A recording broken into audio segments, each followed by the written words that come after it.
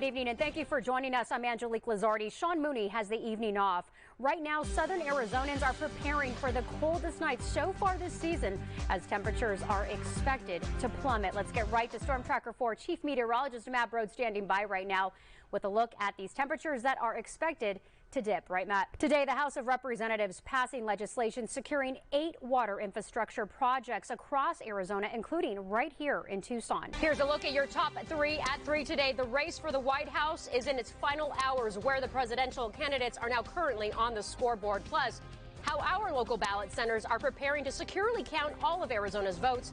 We're going to have live team coverage. Boeing CEO David Calhoun did not have a good day on Capitol Hill as both Democrat and Republican senators took turns hammering him for recent problems with the 737 MAX and amid revelations of quality control breakdowns at Boeing. Let's talk weather right now with Storm Tracker 4 Chief Meteorologist Matt Brode. We're pretty lucky for the most part compared to other parts of the country right now. I tell you, it's looking good. That was chilling video just released by Tucson Police Department regarding a Midtown shooting where 20-year-old U of A student Aaron Jones was shot and killed about 2 weeks ago. Right now, the eastbound lanes of Interstate 40 at milepost 357 are still closed due to a train carrying gasoline. You can see the derailment. That's when it happened. Sparked a fire, sending heavy smoke into that entire area. You can even see flames in this video. Here's what we know so far. David Manuel Samaniego Jr. was the first suspect arrested back on August 14th and charged with sexual conduct with a minor.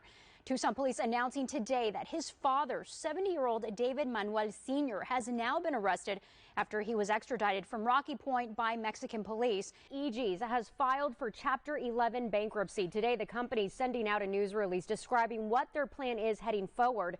The owner and operator of Tucson's 25 EGs announced that all remaining restaurants will continue to serve customers as usual. Senator J.D. Vance heavily criticizing the current administration here in Cochise County regarding immigration policies and keeping border communities safe. It is not hard to secure the southern border. You just have to re-implement some common sense policies. Vice presidential nominee J.D. Vance making a visit to the southern border in Cochise County, sharing his concerns regarding the current immigration policies under the Biden administration and what policies should be re-implemented. You've got to re-implement Remain in Mexico. You've got to stop catch and release. You've got to force the asylum seekers to stay in Mexico while their claims are being adjudicated. And you've got to finish this border wall. Vance also touching on the fentanyl crisis impacting our borders. When you take fentanyl, you don't wake up. It takes your life. So there are a lot of kids out there who have been deprived of second chances with their moms and dads. I spoke with Cochise County Sheriff's officials who tell me years ago their border communities used to be safe, and now that's not the case. We have 1,500 smugglers coming into Cochise County every month to smuggle human beings.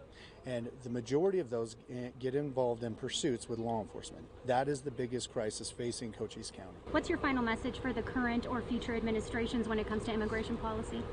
I ask whoever it is to come down here and talk to Sheriff Daniels and our team and view it firsthand. It's easy to sit in silos 3,000 miles away and not see how this border crisis is really affecting us.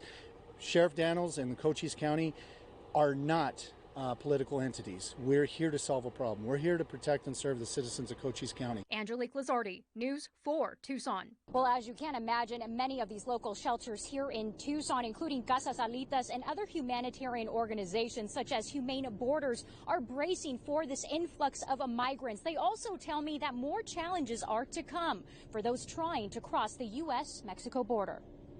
Let me be clear.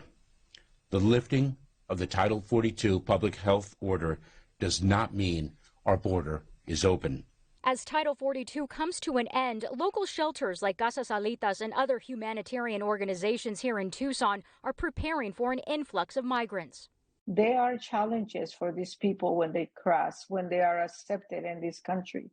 And one of the challenges is that they cannot get a work permit for 6 months to 1 year. We spoke with one-day laborer from Venezuela who is undocumented, facing that same challenge.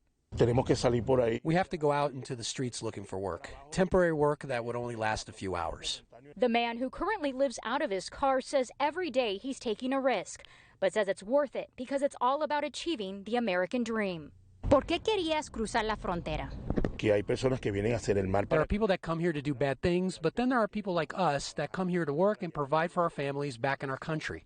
While the journey has been challenging, he says there has been some help along the way. Las iglesias católicas, las iglesias cristianas. The Catholic churches, the Christian churches, they've all been good to those from Venezuela. And not just Venezuela, people from Ecuador, Haiti, Dominican Republic, and even Mexico. Now back at Live here, coming up next on News 4 Tucson at 5 o'clock, we're going to hear more from Humane Borders, and we're also going to hear more details from that day laborer regarding his perspective when it comes to Title 42. We're live here at Casa Salitas. I'm Angelique Lizardi, News 4 Tucson. So many memories have piled up on this desk throughout the years. For nearly 5 decades here at News 4 Tucson, Lupita Murillo has been on the air chasing those bad guys with local law enforcement. But off the air, there's a lot you might not know about our tiny but mighty investigative crime reporter. I've been in broadcasting 50 years, and I'm only 37. Don't do the math. For decades, Lupita Murillo has been covering the big stories across southern Arizona, but never without those signature heels. Hello, and this is my shoe sanctum here. The blingier, the better. These are my ruby red slippers. Dorothy never had them looking like this, that's for sure. She's not only hanging up her heels, but also taking a break from her other title as the baker of the infamous rum cakes. I've been baking them here in Tucson for 46 years, and people say, well, what's your recipe? Well, it's a secret. A fan favorite for many of her buds. When I mentioned that I was retiring, first thing that came out of their mouth, does that mean no more rum cakes? And I'm thinking, well, yeah, no more rum cakes. And a loss for our taste buds here at News 4 Tucson. Nothing is greater than what she can accomplish with a rum cake. I never realized how important rum cakes were until I started seeing the exclusive interviews that we were getting. While Lupita will clearly be missed, we're not sure we can say the same for her desk. It's a busy desk because I'm a busy person. I've worked with Lupita half of her career, and she's definitely one of a kind. But she cracks me up because she's still all about paper and files. I'm gonna miss everything about Lupita. Lupita is irreplaceable. All right, off to catch the bad guys. Let's go.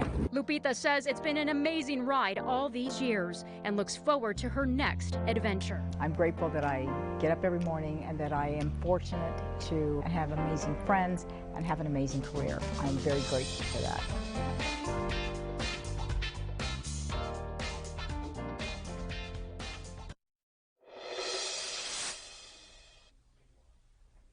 And what a run for Lupita. Lupita also tells me with her 46 years here at News 4 Tucson, she says she's probably baked close to 2,000 rum cakes, possibly even more. We're going to miss you, Lupita.